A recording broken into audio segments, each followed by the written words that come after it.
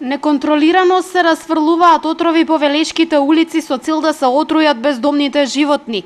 За само неколку дена, активистите на Сдруженијата за заштита на животни пронајдоа 30 мртви кучиња и мачки. Настрадале не само бездомни, туку и животни кои се згрижени од страна на љубители на животни во нивните домови. Што ни загина 2 мачиња?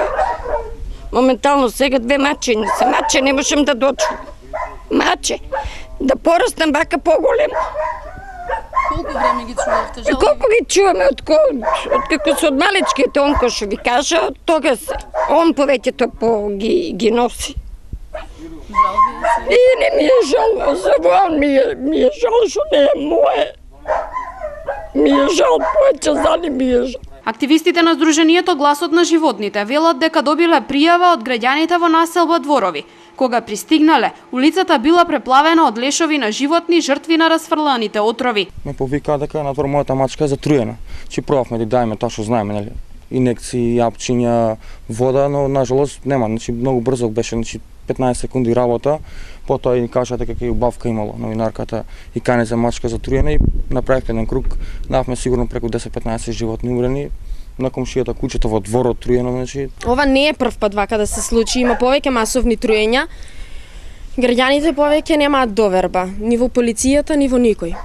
Значи, нареден пат може да има и луѓе да бидат затруени, децата да бидат затруени, а да не се животните. Ова не е прво масовно труење на бездомни животни. Од Гласот на животните се гневни, што речиси секогаш се мета на исмејување и никогаш не наишле на поддршка за решавање на проблемот. Се случило досега да пријавиме исто така труења и од полиција да ни се исмејуваат затоа што се бориме ние за Гласот на животните, односно за правда врз животните. И во ветеринарната станица отидовме на едно од нашите редовни посети, каде што имаме згрижено многу животни и она што го видовме пред вратата беше страшно. Имаше разџиткан отров со намера да се затруат сите животни кои се згрижени, кои моментално ги има над 10.